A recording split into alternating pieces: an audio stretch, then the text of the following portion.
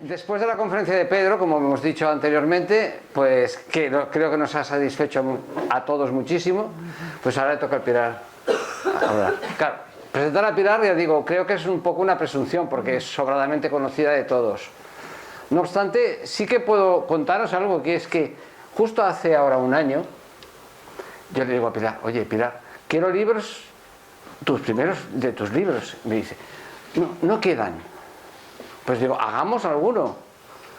Pero ella me dice, no, que tiene que salir uno nuevo. Claro. Porque aunque son, digamos, sobre el mismo tema, son enfoques distintos. Y ella os lo explicará mejor porque evidentemente ella es artista, ¿no? Y lo sabe.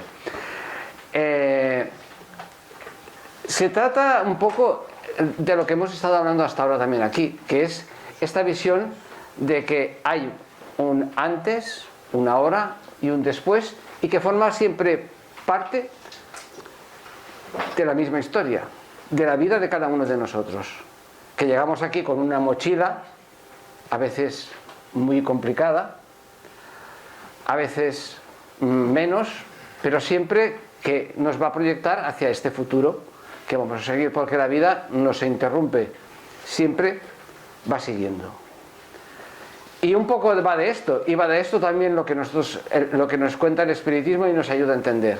Esta visión más allá del actual, del mundo este físico y concreto, y que nos ayuda a entender que realmente hay algo más y que eso sirve para hacernos un poquitín mejores, si somos capaces de trabajar en ello.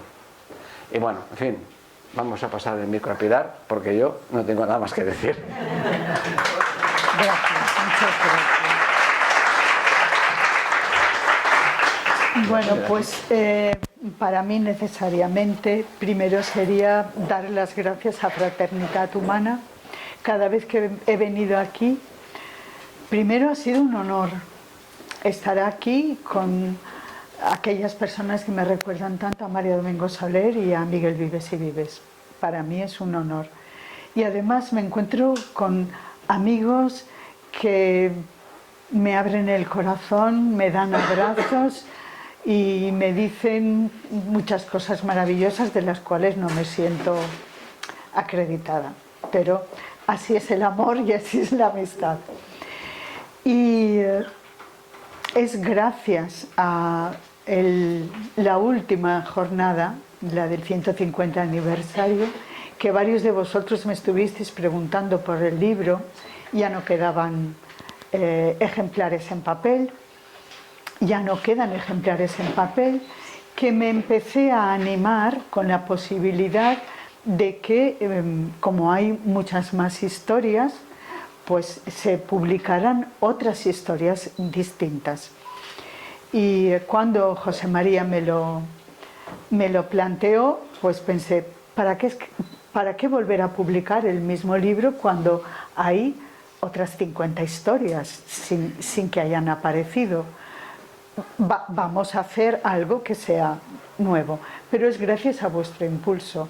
Esto es una consecuencia de la celebración del 150 aniversario del año pasado.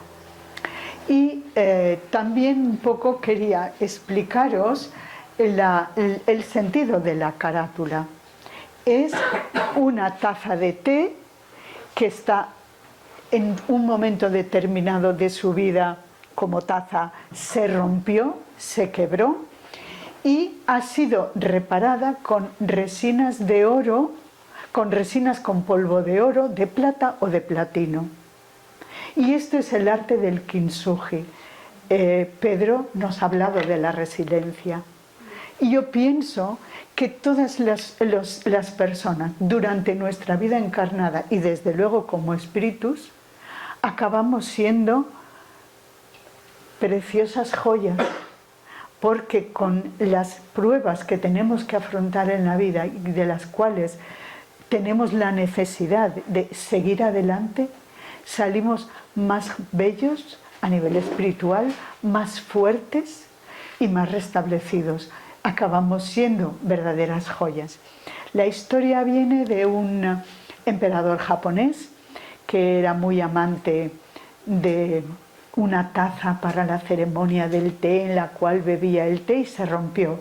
Entonces llamó a los ceramistas de la corte para que le repararan esa taza. Por nada del mundo quería una taza nueva o más bonita. Él quería esa. Y es lo que sucedió. De ahí sale el arte del kintsugi. Si alguno de vosotros tiene Pinterest, que lo ponga y que verá objetos bellísimos, bellísimos, platos, tazas de loza. Y un poco, todos nosotros somos eso. Esto por un lado. Por otro lado, el por qué la charla de hoy tiene el título de casuística post-mortem. Y estaba preguntándome qué título podía poner de la conferencia que me lo había pedido José María, y soñé, me dijeron, me insistieron mucho, casuística post-mortem, y este es el título de la charla. Y efectivamente lo primero que hice fue buscar en el diccionario que tenía que ver la palabra casuística con todo lo que vamos a hablar. Y el diccionario nos dice, es la parte de la teología moral que trata de casos difíciles de conciencia y de conducta. Es un método también de razonamiento que extrae de la problemática cotidiana unas conclusiones morales, y también está usado en el marco de la jurisprudencia, del derecho. Así pues, la casuística se refiere al razonamiento que se puede extraer de casos prácticos, y esto no es ni más ni menos que las historias que trataré de presentaros. Deciros además que hoy somos 7.888 millones de habitantes en la Tierra. El señor Google, fecha del 2021, seguramente ya seremos unos pocos más. Si a todas las personas que viven en la Tierra en este momento, que compartimos un espacio y un tiempo, se nos preguntara cómo es nuestra vida, habrían tantas respuestas distintas, casi como personas. Incluso en la propia España o en nuestra propia ciudad no es la misma una vida de una persona acomodada a una vida de una persona que no tenga riqueza, o una persona que sea un vago a una persona que sea un trabajador, un vividor, etcétera, etcétera.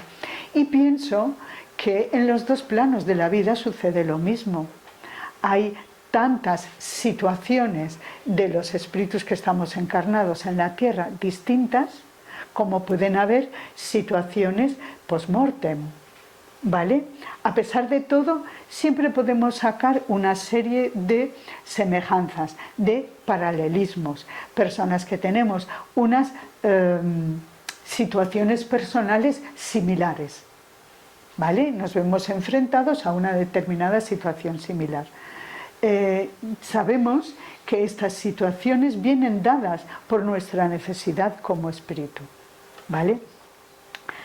En la segunda parte del cielo y el infierno, Allan Kardec hace una clasificación en 7 grupos de las situaciones post-mortem. Nos habla de espíritus felices, espíritus de mediana condición, espíritus que sufren, suicidas, criminales arrepentidos, espíritus endurecidos y expiaciones terrestres.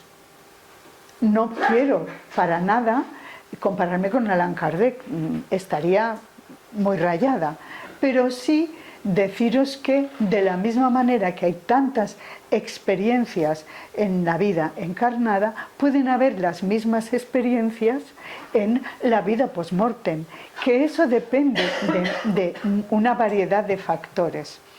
En la escala espírita sabemos que hay 3 órdenes de espíritus, ¿vale? Evidentemente los espíritus puros no van a venir a hablar conmigo. No estoy en condiciones de entenderlos.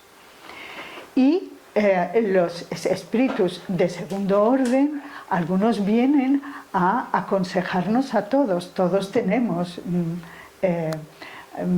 experiencias con espíritus benévolos o espíritus sabios o espíritus amorosos que vienen, o prudentes, que vienen a aconsejarnos. Pero son los espíritus del tercer orden, los que están en la escala inferior, los que están en más necesidad de contar qué les ha llevado al sufrimiento que tienen. A los médiums siempre se nos ha dicho que cuando nosotros recibimos alguna comunicación, lo primero que tenemos que hacer es: ¿qué me están diciendo a mí? ¿Qué ha sucedido en esto para que yo pueda tener esta misma situación? Así que estas breves historias no son más que los espíritus que están en este tercer orden, que se acercan a mí. No, yo no puedo elegir nada. Hay un equipo espiritual que se encarga de elegirlos y acercarlos hasta mí, o yo hasta ellos, para que ellos me puedan contar su situación. El hecho de que me cuenten su situación en la cual están no es baladí, es importante para ellos, pero también lo es para mí. Esto ya es una... Bueno, voy a contaros cómo surgió esta cuestión de la escritura. Desde el año 91 yo frecuento el centro espírita, llego allí porque tengo una mediumnidad muy perturbada que yo desconocía que era mediumnidad, esto lo he sabido luego. Y he estado trabajando en el centro espírita durante mucho tiempo, en las mesas, aprendiendo, estudiando, tratando de saber las cosas lo mejor posible. Y comprobando que en mi vida personal estos disturbios y estas problemáticas desaparecían desde el momento en que me puse a trabajar donde debía, con quien debía y en el momento que era adecuado. Varias veces se me dijo que tenía que escribir, pero a mí me parecía que era una exageración que yo me pusiera a escribir, que no tenía nada que decir.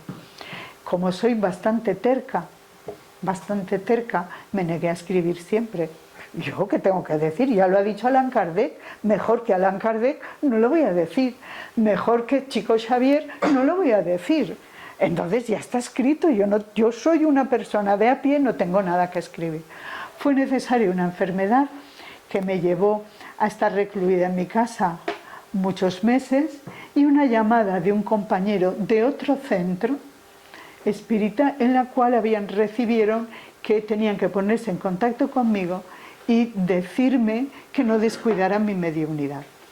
Entonces recibo esta llamada y digo: si de este sitio que está tan lejano de mi casa han recibido esto, pues es que tengo que dejar de ser cabezota y voy a ver qué puedo hacer. No estaba en condiciones de ir al centro. Entonces la única cosa que se me ocurrió fue ofrecerme: a ver, si queréis que trabaje, pues vale, yo me voy a poner a escribir. Ahí tuvimos unas cuantas palabras de un lado y de otro lado que tú, antes de terminar la pregunta o antes de terminar tu contestación, ya te están ellos contestando. Ahí tuvimos nuestros más y nuestros menos.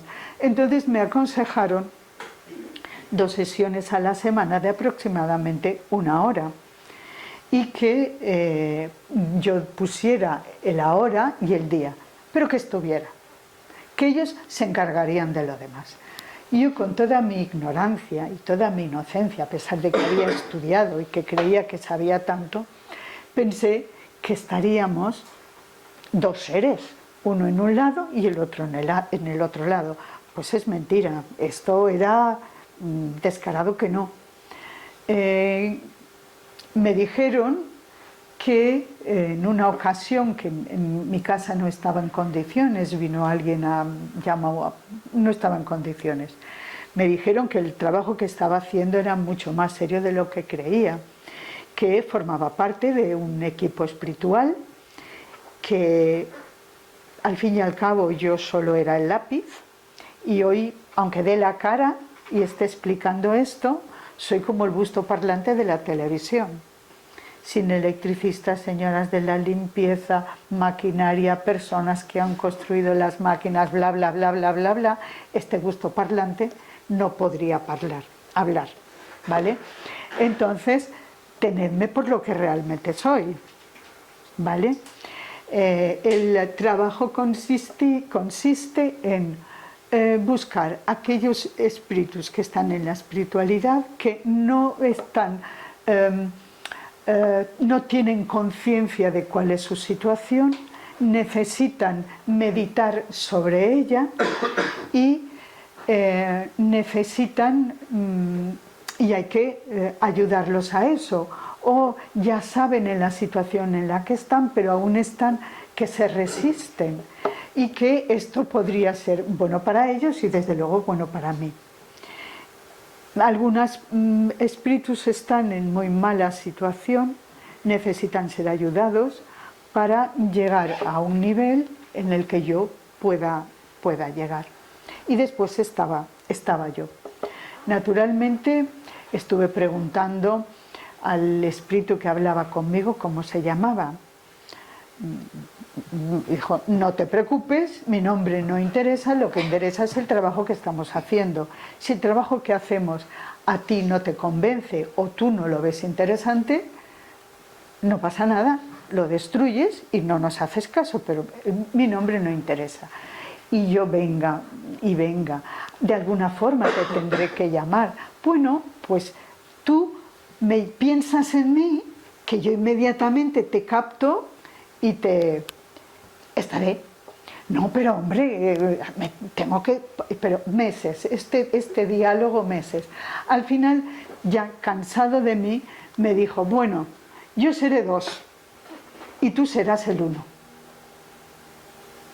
Justo lo contrario, porque el 2 tendría que ser yo o el 100.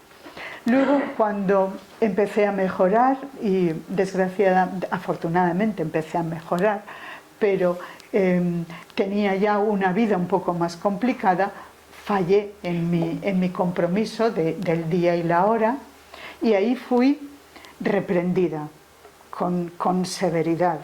Oye, aquí estamos mucha gente haciendo un trabajo previo que tú no ves, y el 2 y el 25 no fallan, el que falla es el 1.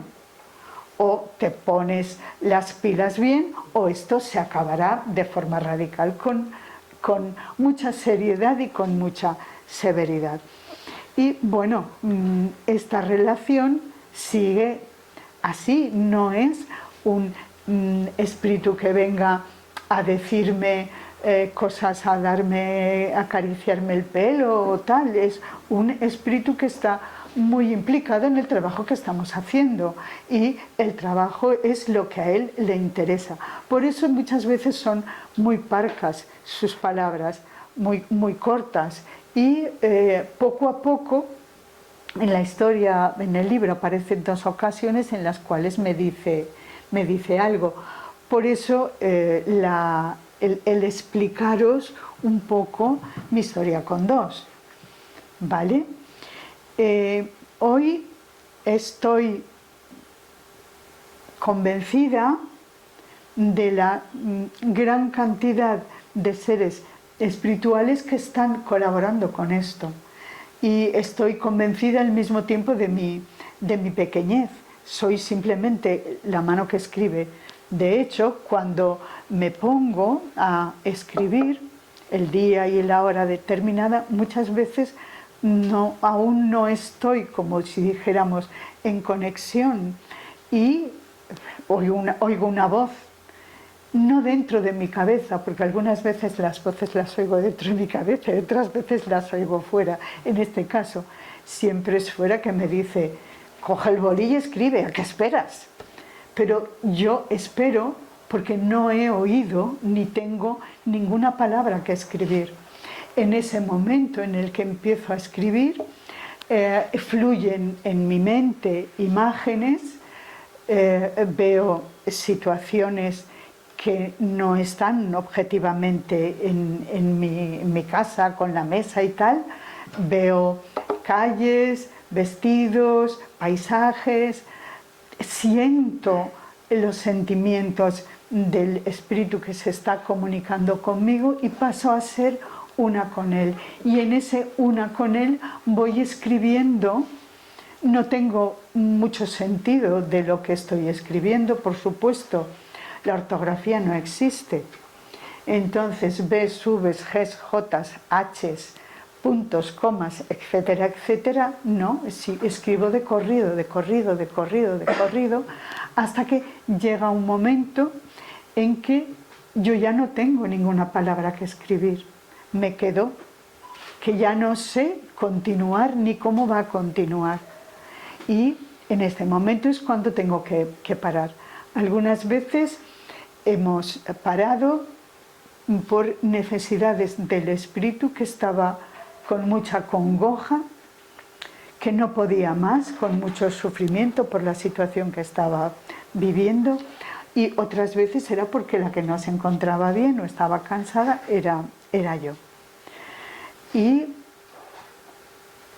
ya está, cerraba la libreta y lo dejaba.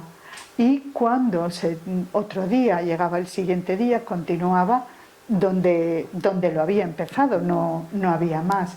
Y así han ido surgiendo estas historias.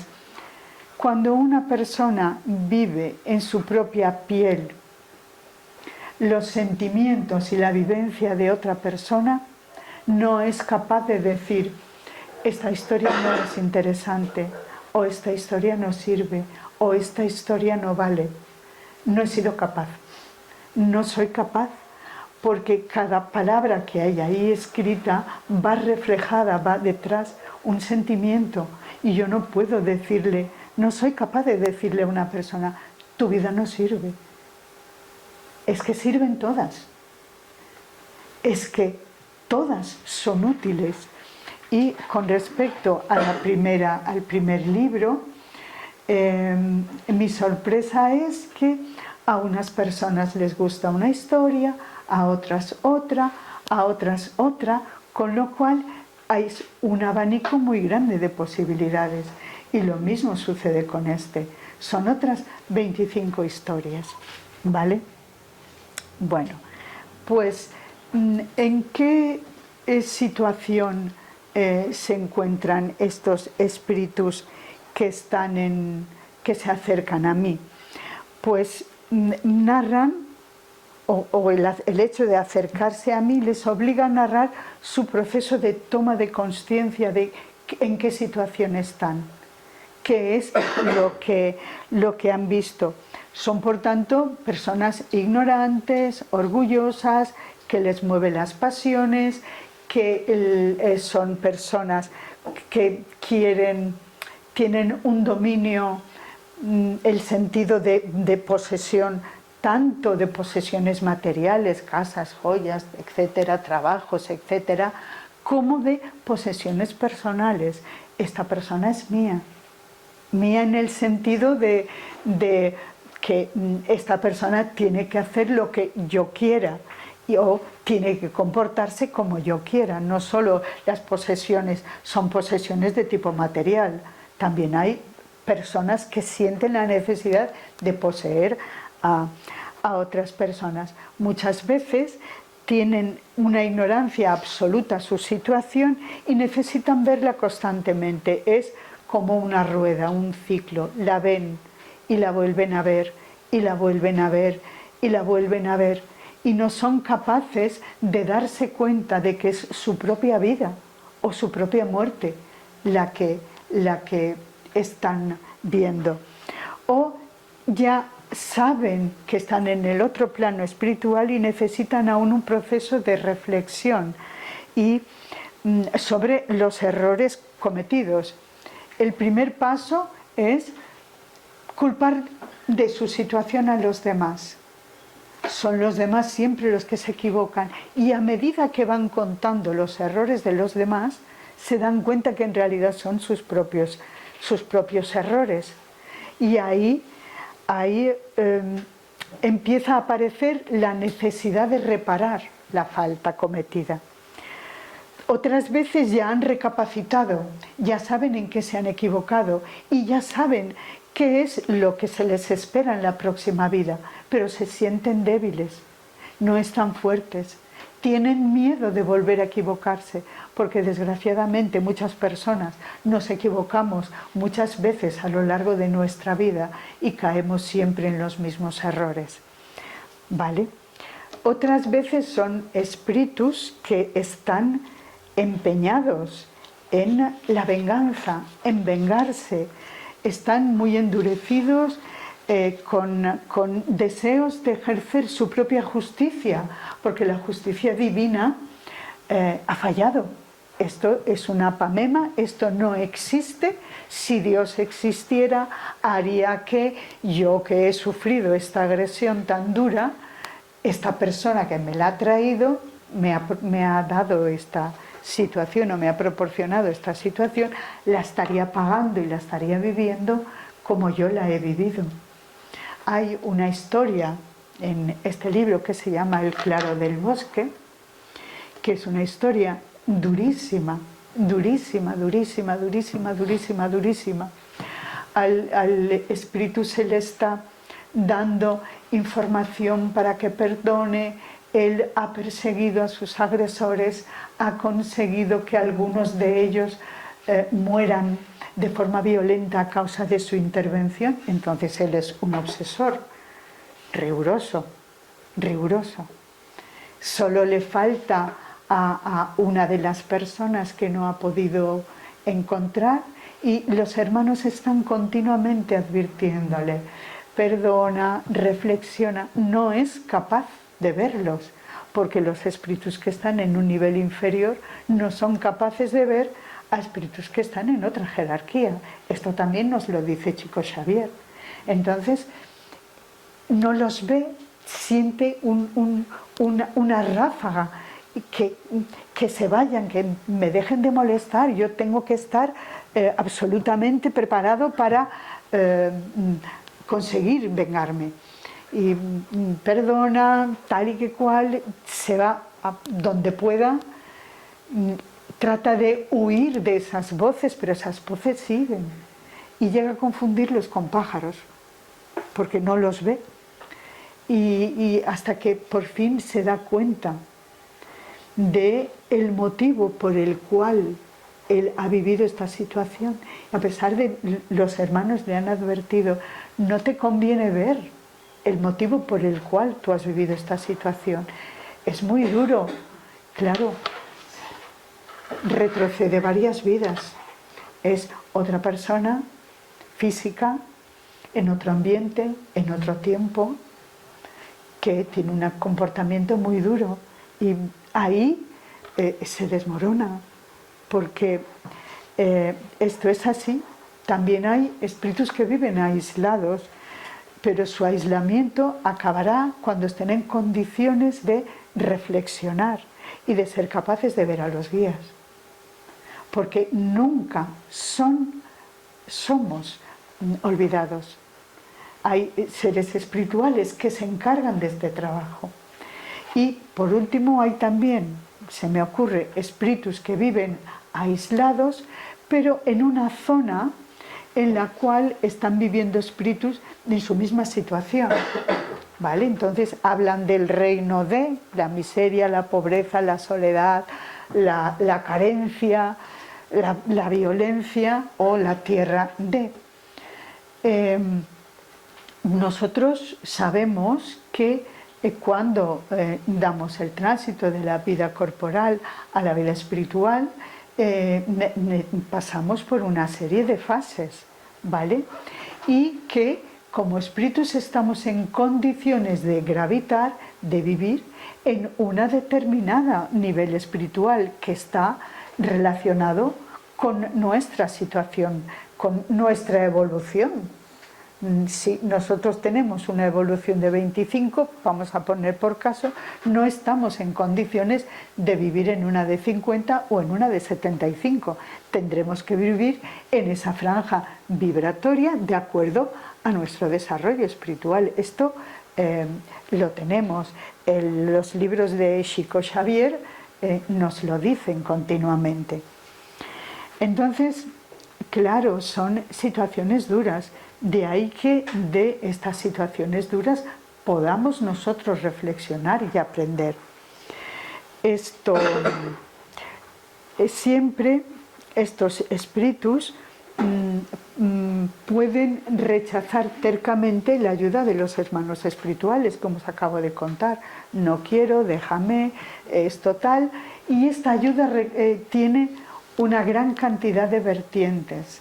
En la historia en el libro hay una historia de una mujer que busca a su hermano y lo busca de forma desesperada porque un poco se siente culpable, aunque ya era una niña y no lo era, de haber perdido a su hermano, y se encuentra buscando a su hermano en este proceso de búsqueda a mucha gente que le habla de amor y de perdón, pero ella lo que quiere es buscar a su hermano y tal, hasta que se acerca a ella un espíritu que es un niño. Y este niño le pide que la acompañe y la acompaña y está hablándole de amor y de perdón. Evidentemente, el niño era un ser espiritual que estaba ayudándola a ella al proceso de perdón y de amor. Y así hay muchas situaciones, de ahí que las particularidades sean muy grandes. ¿Para qué nos puede servir este conocimiento? ¿En qué nos ayuda a nosotros observar o ser conocedores de esta situación? Pues evidentemente uno puede aprender de modelos positivos de vida o aprender de modelos negativos de vida. Yo recuerdo cuando era pequeña una emisión radiofónica, el criminal nunca gana. Y ahí te contaban unas historias terribles y tú ya sabías que robar, matar, etcétera, etcétera, era malo porque te llevaba a la cárcel. Pues esta puede ser también, porque la observancia de modelos negativos nos puede servir para no repetir ese comportamiento. Y sobre todo, en estas historias, comprender que hoy, en el 2021, ser neutros, no hacer aparentemente ningún mal a nadie, hoy ya no es suficiente. No es suficiente cuando podemos hacer un bien. Y se me ocurre un ejemplo que se nos ha dado mucho a las mujeres, o que yo he oído mucho cuando era niña. Es un buen hombre, no te pega, no bebe, no va con mujeres, no es un jugador. ¿Qué más quieres? Y no, eso ya no es suficiente. Podría haber sido suficiente hace mucho tiempo, pero hoy ya no es suficiente. Tenemos que comprender que hay muchas formas no violentas de hacer daño. Y cuando me refiero a no violentas, me refiero a violencia física. Hoy tenemos violencia verbal, el acoso del que ha hablado también Pedro. Comprender que en este momento no usar la violencia para matar no basta, no es, porque hay muchas formas de inducir a la gente haciéndole un acoso. Tenemos ejemplos constantes. También tenemos hoy el desarrollo de nuestra sociedad lleva una gran cantidad de adicciones que antes no estaban, porque la sociedad no tenía pues la adicción a la tecnología, por ejemplo. Sí que podría haber adicción a la comida, los glotones, etcétera, etcétera, pero hoy hay la sociedad ofrece una gran cantidad de posibilidades para todo tipo de adicciones, ¿vale? Y sobre todo comprender que el abuso tiene muchas caras, porque en la historia, hay varias historias en las cuales aparecen personas que son aparentemente buenas. Y digo aparentemente buenas porque todo les va bien, pero son sus padres los que se encargan de suministrarle todas las necesidades y se deja querer. Y luego son sus mujeres las que están todo el día suministrándole las necesidades, o es una persona que trabaja con otro grupo de personas que se hace el yonguis. Parece que trabaja, pero no trabaja, son sus compañeros de colla los que tienen que trabajar por él. Pues estamos ya en el momento de las finuras. Ya no son únicamente necesarias las cosas evidentes. Estamos en situaciones de trabajarnos estas finuras, tanto a la hora de no dar en exceso, como a la hora de no recibir en exceso. Estos son finuras, matices, que ya es el momento de que empecemos a trabajar. La segunda, en el libro del cielo y el infierno tenemos el Código Penal de la vida futura. Y en el Código Penal de la vida futura nos habla del arrepentimiento, que esto es lo que muchos espíritus que han venido a contarme su historia tienen cuando son capaces de verla. Se arrepienten. Luego tendremos la expiación y la reparación. Y ahí estos son los 3 pasos necesarios para dar por borradas o por superadas nuestras pruebas. Y por ahí pasamos todos. Ahí no hay nadie que se libre de esta situación. Por otra parte, si comparo las historias que aparecen en el tomo 1 con las historias que aparecen en el tema 2, hay una diferencia muy grande. Las historias del tema 1 eran historias todas muy fuertes, muy fuertes, muy fuertes, eran muy extremas. Las que aparecen en el tema 2 están más suaves, son más cercanas a nuestras experiencias vitales. Podemos ser nosotros mismos, o nuestra vecina, o nuestro vecino, o un amigo, el que está viviendo esta situación, de tal forma que podemos perfectamente aplicárnoslas en nuestro día a día, porque, como dije, ya ha llegado el momento, a ver si tengo yo aquí, ha llegado el momento de que estemos alertas sobre el objetivo de nuestro sentido en la vida y el objetivo de que vivamos todas estas clases de situaciones, porque nuestro objetivo final ha de ser estar atentos a nuestra evolución espiritual, y que necesariamente en nuestro aprendizaje primero vamos con las cosas más evidentes,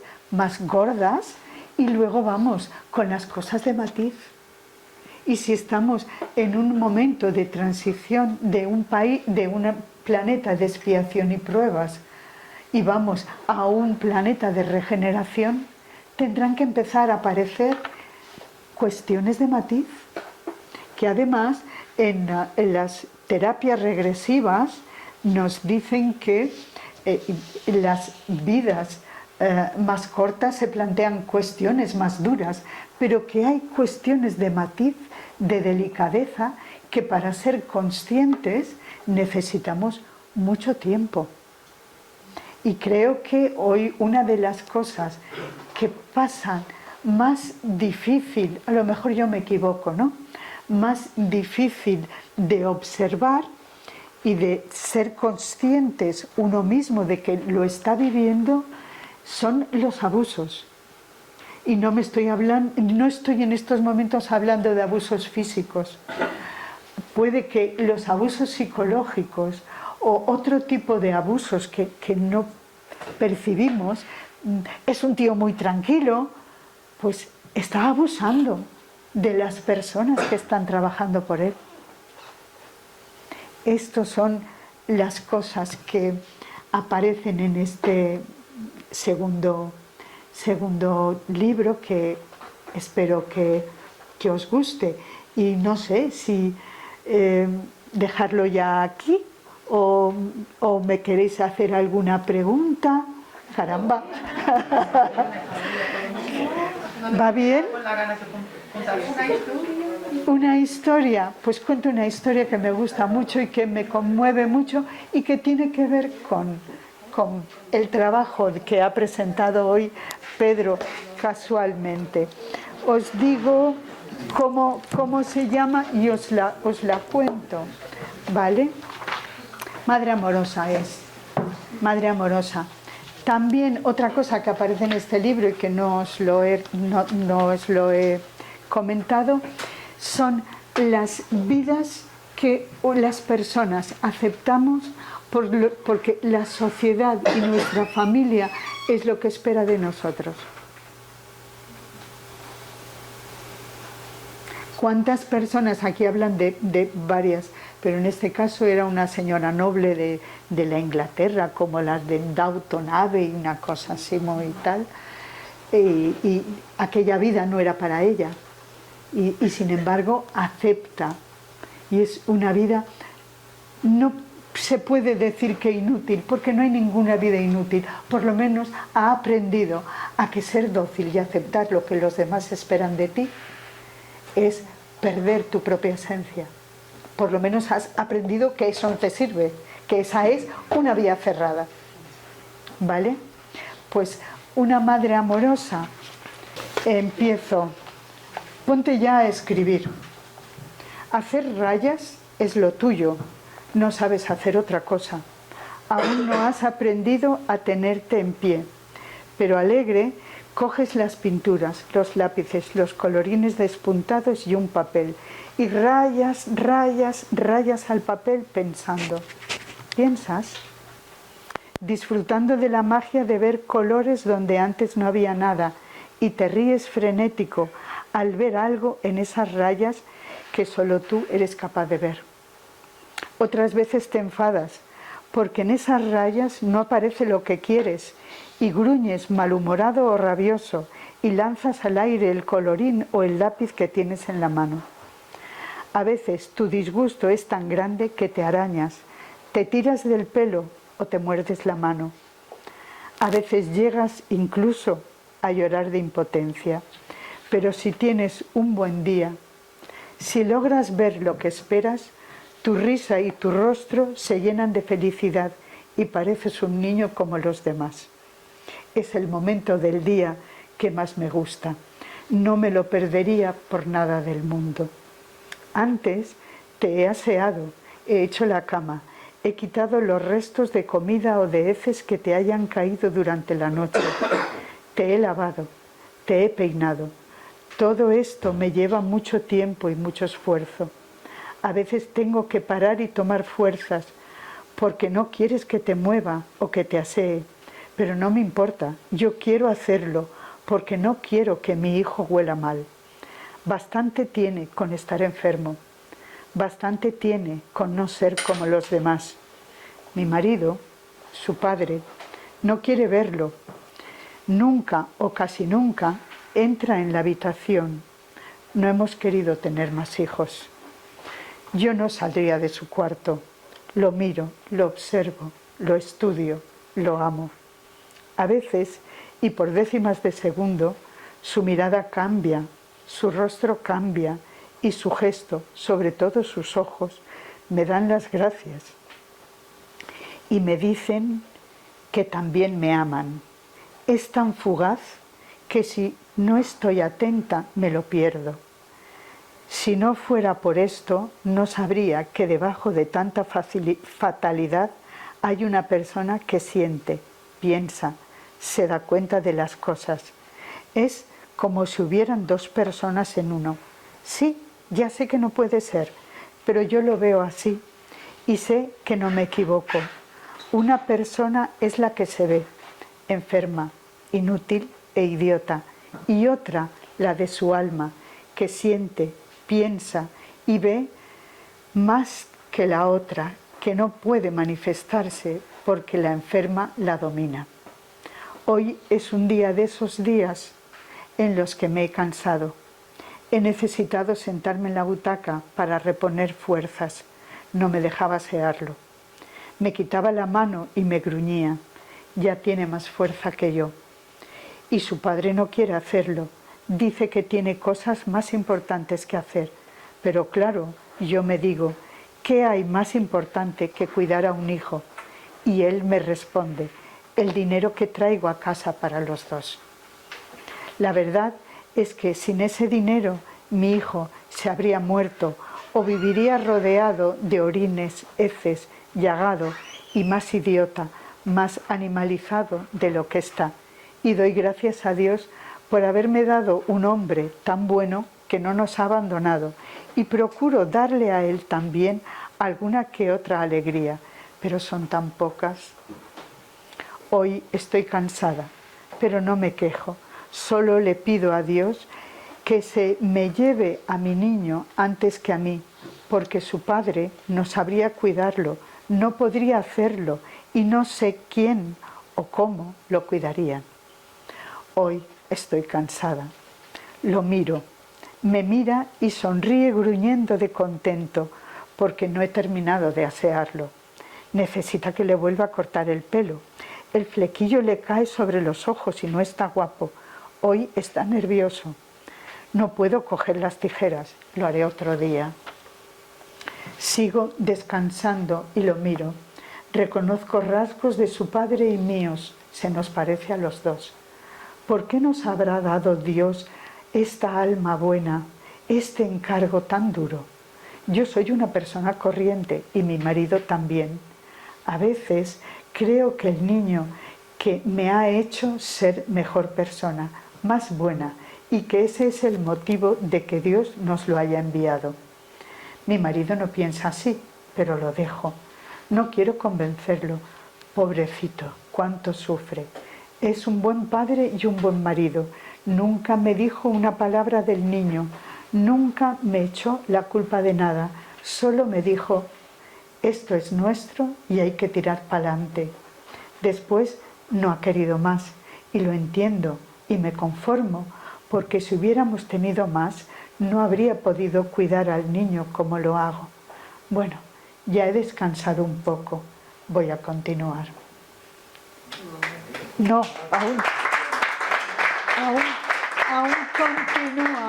aún continúa la historia. Está describiendo al niño, se siente cansada. Bueno, solo falta muy poco. Sí, por favor. Ahora se ha dormido. Está tranquilo y relajado. Sus cejas y sus labios no están fruncidos.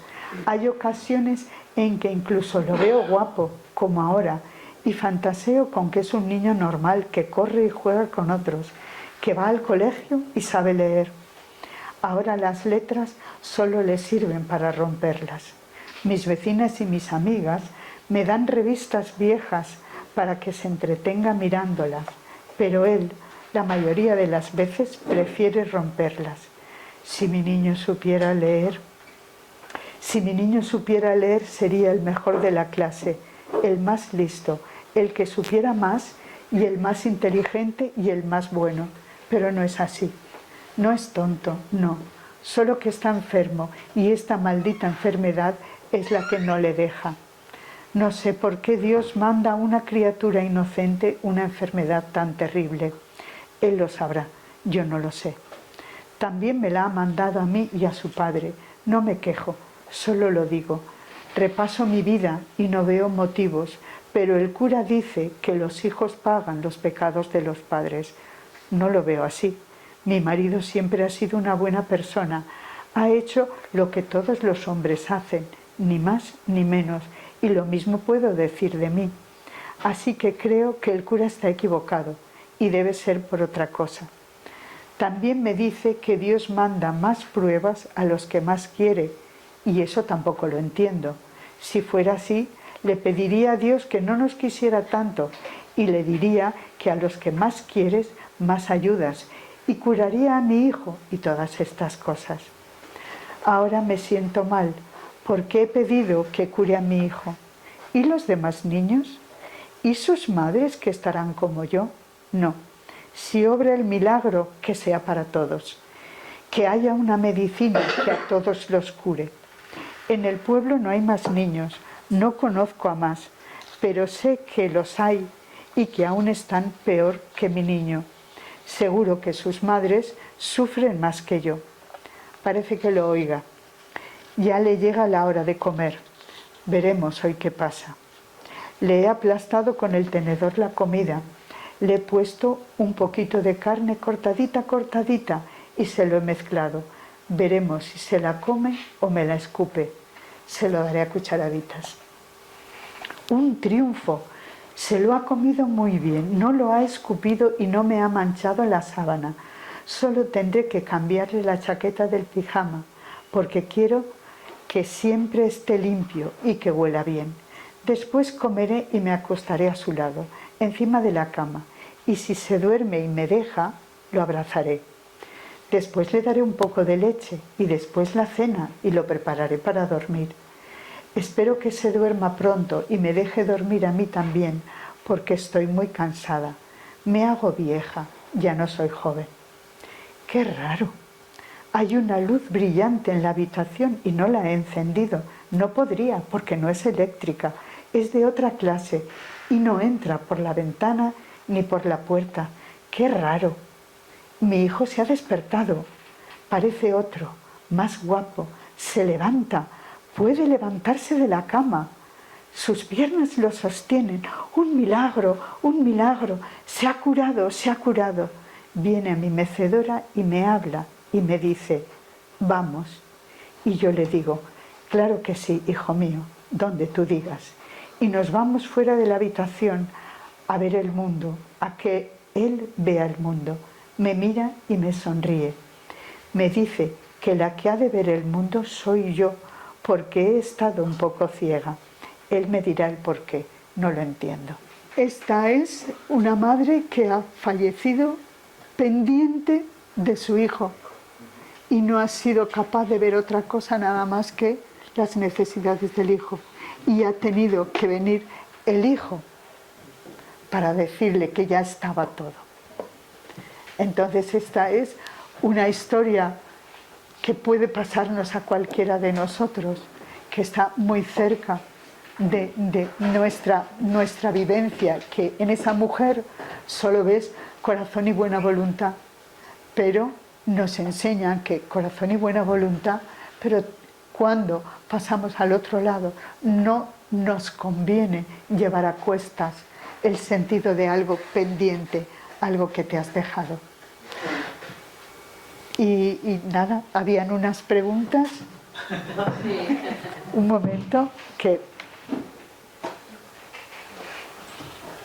Sí, sí. A ver si soy capaz de estructurar la pregunta, porque aquí hay mucha tela que cortar con todo lo que has escrito. Hablas de un contacto, de una manera de comunicarte a través de un grupo de trabajo del otro lado, que, sí. Digamos, envían entidades sí. como esta que acabas de exponer. Sí. A mí lo que me surge la pregunta es, porque esto es un proceso de comunicación. Sí. Básicamente, tú dices que tú eres el labio, nada más. Sí. Yo no los busco, vienen. No, bien, pero al ser un proceso de comunicación, por definición, se produce una transferencia. Digamos. Claro, por eso yo sentía el cansancio de la madre. Bien. Y veía con los ojos de la madre, y veía al marido en el piso de abajo, y veía la habitación en la cual había una cama, una mecedora y poco más. Una cómoda para donde ella sacaba la ropa del hijo.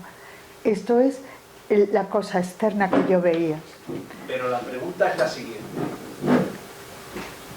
Como como te he dicho, en un acto de comunicación siempre hay una transferencia.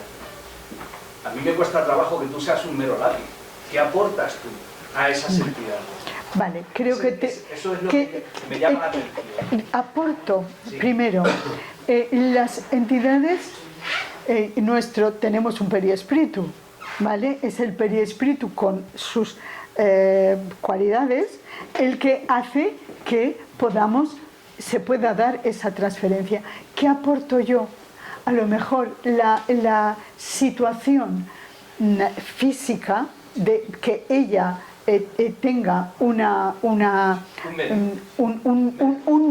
persona que está encarnada que le permita a ella ser consciente de eso, porque si no ella siempre hubiera estado repitiendo la cena, la comida, el cuidado del hijo, la imagen que yo tengo del hijo que ella me ha transmitido es la imagen de un niño de 7, 9 años. Es a tamaño, pero es un niño enfermo y es lo que yo veo que ella me transmite. Entonces, el hecho de contármelo le permite a ella ser capaz de ver esa luz, porque si no estaría siempre que serías un soporte, ¿no? ¿Sabes qué ocurre? Que es que me queda en el aire un poco desde el punto de vista como espíritu que tú eres. ¿Qué es lo que le aportas a esas entidades? Lo que nos dicen los libros, y si alguien lo puede explicar mejor que lo explique, encantada, no hay ningún problema, es que muchas veces los espíritus necesitan contactar, entrar, tocar, percibir una energía más densa, más materializada, para ellos poderse dar cuenta de la situación en la que está.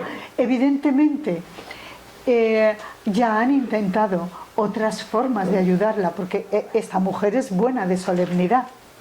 Es buena de solemnidad, han intentado ya otras formas de ayudarla a que salga de esa situación en ciclo, en círculo, en bucle en la que está.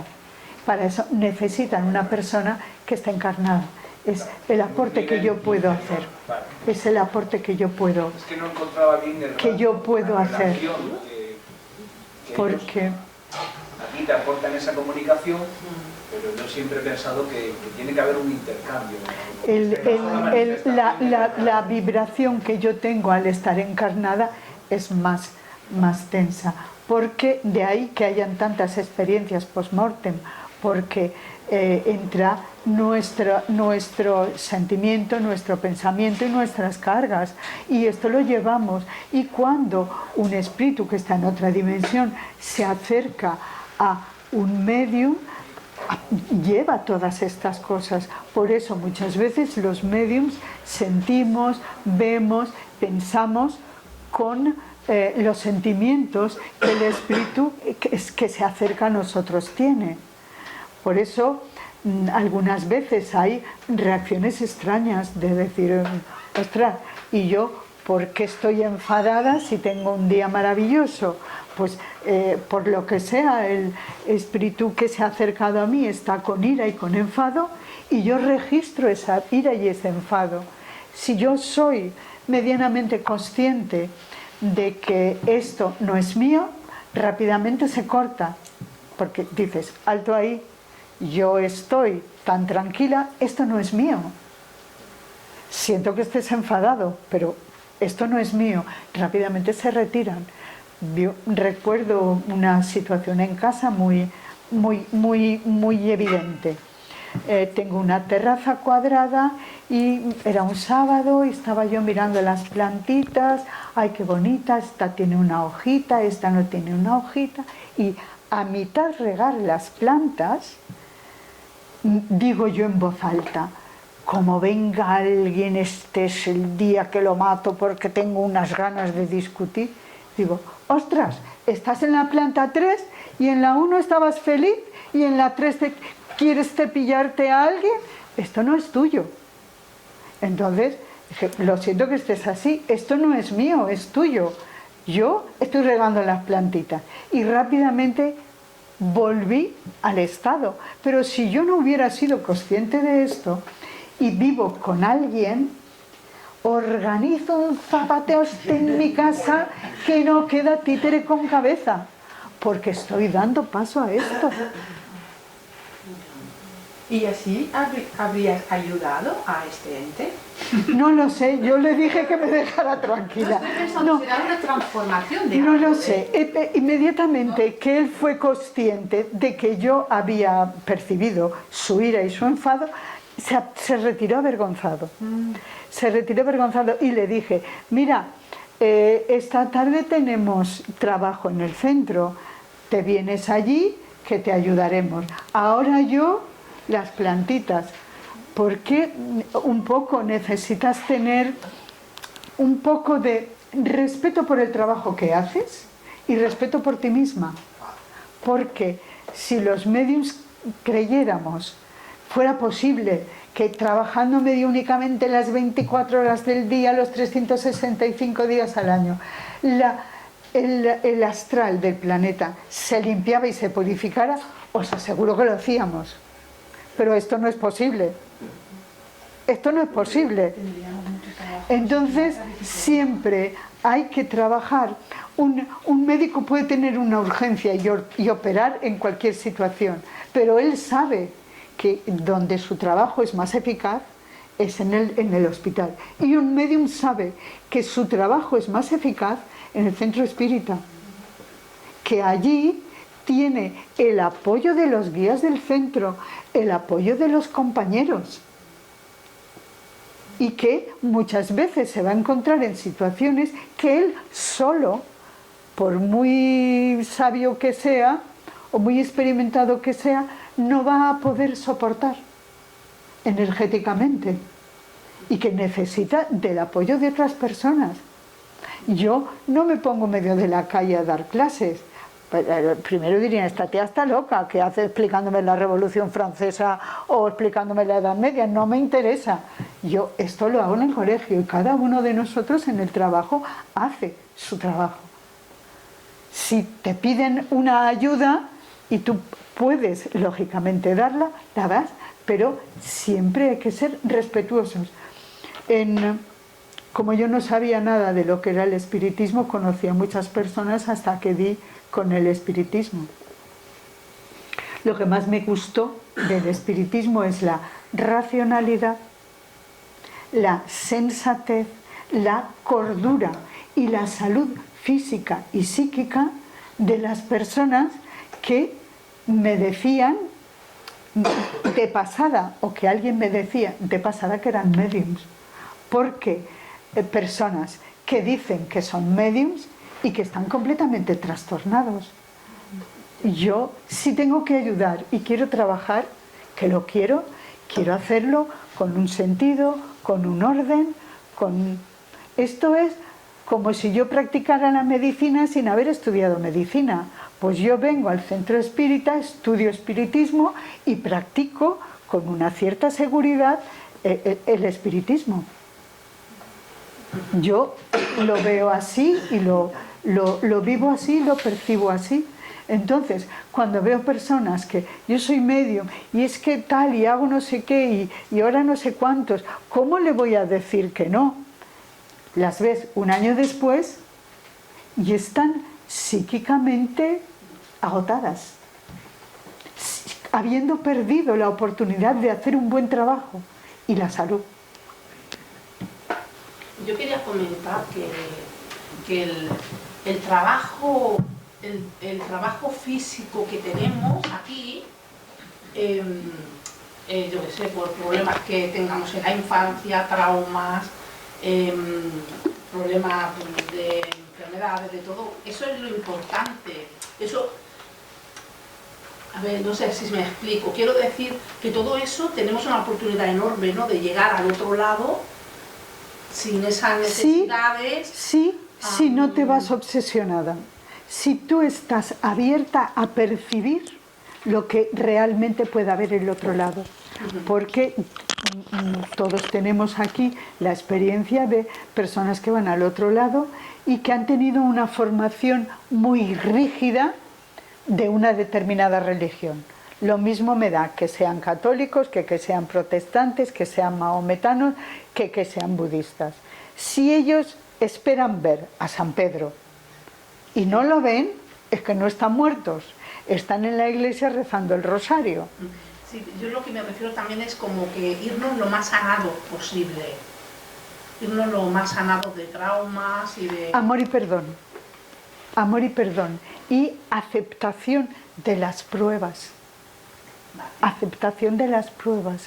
Esto que objetivamente la gente pensaría que es malo, a mí me ha servido para fortalecerme, para perdonar, para vivir con esa seguridad de que he sido capaz de, y vas con eso, aceptación y perdón y amor. Porque no hay nada que ocurra en tu vida, importante, que sea gratuito. Entonces, desde ese convencimiento de una planificación superior, tú vas aceptando las pruebas. A ver, no te las van a quitar porque vengas a la casa espírita, pero sí vas a tener unas herramientas muy poderosas para enfrentarte a ellas. Esto es bueno para mí, yo tengo que pasar por aquí. ¿Cómo puedo enfrentar esta situación? ¿Me hago la víctima? Pobrecita de mí, con lo buena que soy, todo me pasa a mí, no sé quién me ha mirado, etcétera, etcétera. Que ahí lo único que haces es quejarte como una niña y tener una pataleta ante Dios, que se ha equivocado, porque con lo buena que eres tú, ¿cómo te va a mandar una vecina que es una bruja y se dedica a tirarte el cenicero todos los días encima de la ropa limpia? Por ejemplo, ¿vale? Entonces, ahí la aceptación es muy importante. Esto es un problema, yo tengo que solucionarlo. Vamos a ver la mejor manera de encarar el problema. ¿Cómo puedo yo afrontar esto y qué puedo aprender de esta situación? Porque como tenemos una evolución constante, en la medida en que tú vayas aprendiendo, tú estás en condiciones de superar pruebas más difíciles. ¿Vale? Poniendo a María Domingo Soler. A María Domingo Soler, a partir de que muere la madre, se está en una situación económica dificilísima, muy dura. Claro, tú puedes adoptar el papel de pobrecita de ella, que está en esta situación, pero ella no adoptó ese papel. Ella no adoptó ese papel. Ella, dentro de su ceguera y de su miseria, se levantó sobre ellas y nos dijo a todo el mundo una forma de superar estas cosas. Y hay una comunicación de Miguel Vives y Vives que le hace a María Domingo Soler que se ve clara. Dice, te estás quejando, porque al fin y al cabo Amalia era un ser humano y también le dolían las pruebas de la vida. Te estás quejando. Yo no soy un espíritu que solo me acerco a los humanos, a los terrenales, palabras de ella, a los terrenales, cuando están cerca de la muerte. Te voy a enseñar dos retratos, dos imágenes de tu vida. Veo a una mujer que no ve en la puerta de una catedral. La catedral es un día de fiesta, hay unos apóstoles y hay un montón de mendigos tendiendo la mano. Ahí hay una mujer muy humilde que tiende la mano, que le dan unas monedas y cuando ella cree que tiene suficiente dinero, a tientas, abandona ese portal y llega a una calle, una casa medio en ruinas, sube y va a su casa en la que hay una cama, una silla y una mesa. Esa mujer eres tú sin el espiritismo. Y aquí hago otro inciso hay una de las historias, el encuentro con una drapera, no lo sé decir ahora mejor, que es una mendiga escarbando entre las basuras, que su guía le dice, es tu amigo del alma, es la persona con la que hacías todas tus correrías y todos tus atropellos. Él no ha sido capaz de mirar al cielo y es mujer, pobre, y para conseguir la comida tiene que rebuscar con un palo de la basura. Y vuelvo a retomar la primera historia. El siguiente cuadro eres tú con el espiritismo. Hay una gran cantidad de personas tratando de escucharte. Se han reunido para escucharte. Están en la ladera de una montaña y aparece una mujer con un ramo de lirios y violetas. Esa eres tú, hablando del espiritismo. Las pruebas que tienes ya no son pruebas de hierro. Tienes una corona de mimbre y flores. Y esa es, ¿qué puedo hacer yo en esta situación? ¿Miro como una cucaracha o como una hormiga el suelo? ¿O digo, en mi vida ha aparecido esta situación para mi bien? Es una oportunidad. A lo mejor es un trago amargo, seguro, porque si no ni te lo planteabas. Pero si viene ahora, es que tengo las herramientas suficientes como para superarla. Al menos voy a hacerlo lo mejor que pueda. Y con esa voluntad sirve. También hay que pensar que muchas veces queremos nuestro bien, lo que nosotros consideramos bien. Y a lo mejor hay un bien por encima de nuestro pequeño bien y que incluye a X personas que no hemos tenido en cuenta porque solo vemos una solución. ¿Vale? Y creo que... ¿No hay más preguntas? ¿Hay más preguntas? Solo una cosita que para Sí. que los que vayan leyendo el libro se van a encontrar con unos asteriscos en ciertos momentos que Ah, sí. explican. Vale. Pues es que... En tanto la mecánica de estas comunicaciones. Es que algunas veces siempre escribo lo que ellos me dicen, pero algunas veces ellos paran o necesito poner lo que yo veo. Y ahí son los asteriscos, las aclaraciones del medium.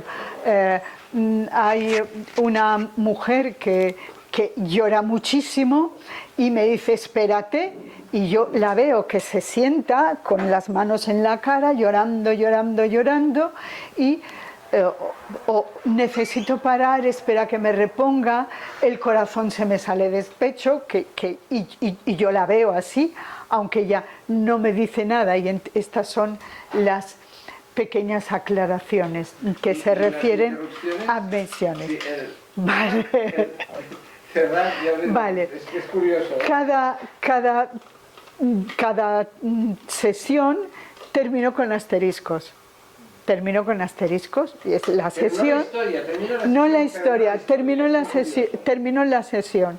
Entonces, estuve dudando si poner los asteriscos o no, pero pienso que sí, que es bueno ponerlos por reflejar bien. Entonces, lo normal es que cuando nosotros terminamos de escribir ponemos punto final. Y has terminado, pones punto final y tal. Pero en algunas ocasiones la frase continúa en la sesión siguiente.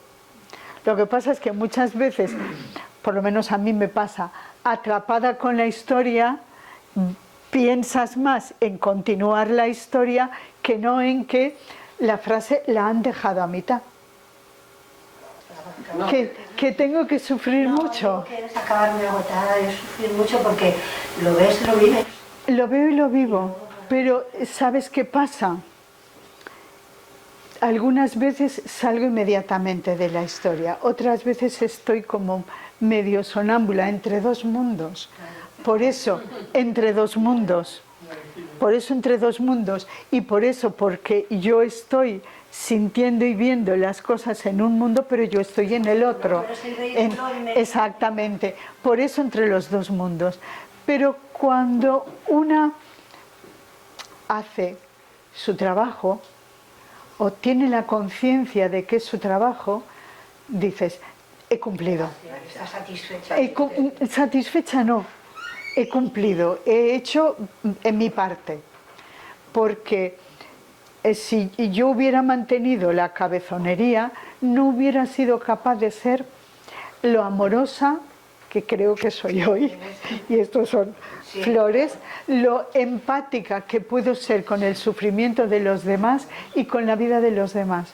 Y la posibilidad que tengo cuando veo a una persona en un determinado sufrimiento, no empatizar tanto que la hunda más, sino tratar de ver que eso tiene un sentido, eso tiene un porqué y tiene un para qué. Y no juzgar, porque yo no soy capaz de decir qué es lo que no he hecho. Es que no soy capaz. Si estoy aquí y soy medium y estoy escribiendo y tratando de divulgar, es que mi deuda, a nivel personal lo creo así, mi deuda es con mucha gente. ¿Qué habré hecho para...? Hay la historia de un político del siglo XIX, que era un purista de las ideas, que sí, las ideas eran lo más importante y no quería mancharse las manos con proyectos que no tal. En el otro lado dice que está asombrado de ver que hay personas sin formación, burdas tal, que solo tienen un cadáver a sus espaldas. Y él, que no ha querido mancharse las manos, pero que estaba en condiciones de meterse en política, ayudar a la construcción de carreteras, hospitales y tal, que no ha querido mancharse las manos, los espíritus que se encuentra, que le dicen, ¿qué es lo que no hiciste por nosotros? Hay muchas formas de matar. Entonces, yo seguramente habré sido deudora, me habré comprometido con muchas personas, por el motivo que sea, que afortunadamente no lo sé, y arrepentimiento, expiación, reparación. A lo mejor tengo la suerte de que estoy reparando. Expiación, reparación, todo esto se puede hacer también en la vida física. Claro, es lo que estamos haciendo. Primero, tú te arrepientes. Si tú eres consciente de que te has equivocado, te arrepientes. ¿Vale? Utilizando un símil muy de mi pueblo, ¿vale? Yo soy de pueblo. El cura nos decía, estos hijos que no quieren a sus padres luego se van a encontrar con que sus hijos no los cuidan y todo el mundo a cuidar a su padre. Pues una cosa así.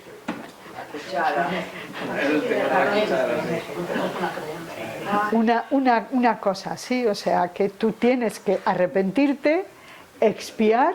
Si abandonas, tendrás que vivir un abandono y luego recoger la expiación, reparar estas relaciones que hemos tenido, que hemos llevado mal. Final, yo te quiero preguntar, porque bueno, todo me llama la atención y te preguntaría por todo. Me voy a centrar en una cosa concreta. Cuando explicabas que cuando te sientas a escribir, cuando te dicen escribe, y te sientas a escribir, Coge el lápiz. coge el lápiz, O coge el boli. sí, o lo que sea, el caso es escribir, ¿vale? Coge el lápiz y... Yo no pienso. No, tú racionalizar no. Pero No, sí, pero sí, porque no puedo estar dos veces en el mismo, no puedo estar en dos sitios a la vez. Si empiezo a criticar o a racionalizar, se corta. claro. Tengo que estar en un sitio.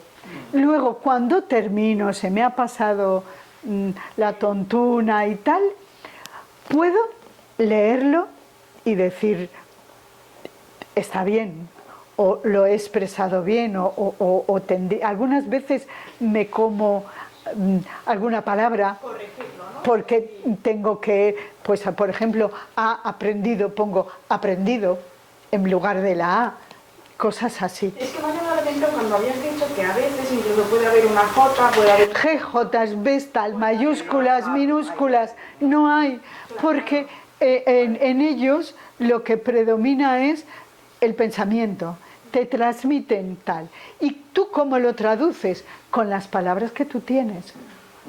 Por eso, uno de los lemas del espiritismo es espiritistas.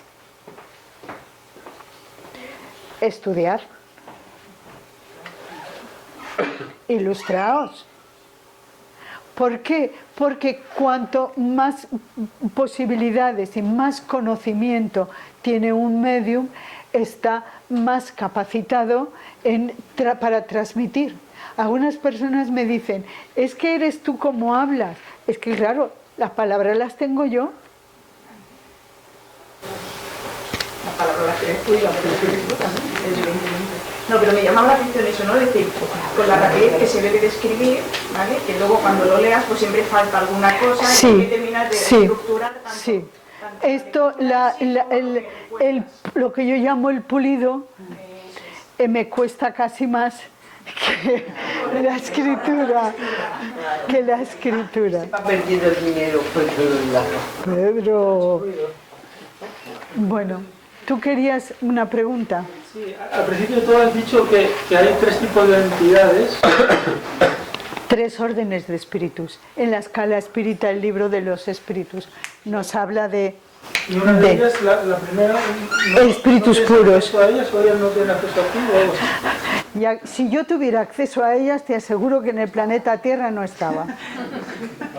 Nosotros estamos en condiciones de todos, de contactar con seres que están un poquito más elevados que nosotros y un poquito más por debajo de nosotros.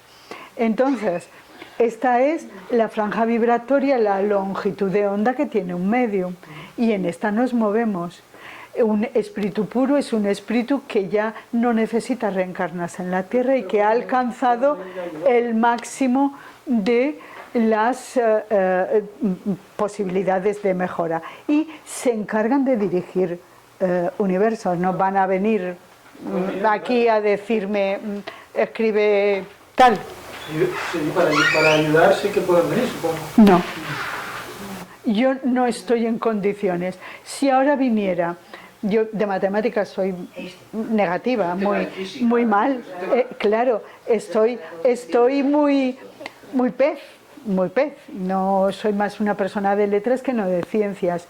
Si viniera un físico teórico a darme clases particulares a mí para que yo entendiera sus conocimientos, te aseguro que sería incapaz. Por años que él me dedicara en exclusiva, yo no lo sería capaz de entender. Si esto funciona así en la vida material, en la vida espiritual, ¿qué sentido tiene para una persona con una dimensión absolutamente corriente tener... Entonces tú atiendes a los de más abajo. Y a los demás arriba. En la misma banca. Claro. Hay rangos. Claro. Sí. Física, ¿no? Claro, y a los demás. A los demás. ¿Eso que tú piensas de los demás arriba? No, y yo pienso de mí eso. De ellos no pienso nada. Entonces, lo que sí distingo es que los demás arriba vienen a ayudarme a mí, a aconsejarme. Cuando meto la pata, que la meto muy a menudo, me dan otra perspectiva mucho más amplia y mucho más completa de una problemática que yo tenga en un determinado momento. Pero no me cuentan su historia personal. Ellos no necesitan contarme su historia personal, la tienen muy asumida. La tienen muy asumida. Venimos a ayudar y venimos a ser ayudados. Claro. porque aquí y ahora, si no hubiera personas que sirvieran como ejemplo positivo, no tendríamos algo a lo que imitar o a lo que tender. Y si no hubiera personas que se encargan de darnos ejemplos negativos de lo que no hay que hacer, no nos permitiría progresar, porque con la convivencia con todo tipo de personas es la que una persona que tenga una mala conducta contigo te permite el perdón, la paz, la aceptación, la armonía. Y tú estás aprendiendo a perdonar, al perdón desde muchos flancos y de muchos sectores. Si alguien no se hubiera comprometido a darte esa lección en tu vida desventurada, esa persona a la que tú puedes en un momento determinado desearle lo que tú quieras, esto no lo habrías aprendido. Si lo aprendes es gracias a ella. Y de alguna manera ella se ha comprometido a traer a tu vida ese ejemplo que a ti te va a servir para aprender. Hay una historia en el primer libro de un minero que no le gusta ir a la mina, baja a la mina y silicosis rápidamente. Pero le echa la culpa a los ingenieros que la mina tiene contratada y decide muy ingenuamente matar al ingeniero porque el ingeniero tiene la culpa de que orade en la tierra y tal. Cuando este señor desencarna, como tiene una mentalidad materialista, lo que piensa es que es el silencio total y está ahí hasta que un espíritu le dice: no te hagas el dormido, despierta que ya es hora de que te levantes. Y empieza a hablar con él y él contento y tal y bien, hasta que él se da cuenta que el que ha venido a despertarlo, el que ha venido a ayudarlo, es el ingeniero al que él había matado. El ingeniero, amoroso, feliz, debía de pasar esa situación de vivir una muerte violenta. Y el minero, cuando se da cuenta, huye, se marcha espantado de ver cómo es posible que una persona a la que él había muerto, a la que él había matado, está tan feliz, está radiante, está ayudándolo a él, en lugar de... Entonces, en la vida real no sucede lo mismo. Hay personas que nosotras nos desviamos o no somos conscientes y es la solución B o la solución Z o la solución J para que yo, que he sido muy cabezota y no he comprendido que tenía que aprender el perdón o la aceptación o la no violencia, porque soy una persona apasionada y irascible y tal, está encargada de darme esta lección. Ya me la han dado antes en plan suave, tan suave que yo no me he enterado. Y ahora ya necesito una cosita un poco más fuerte, porque algunos no aprenden rápido. Y si no hay un tortazo por en medio no aprenden.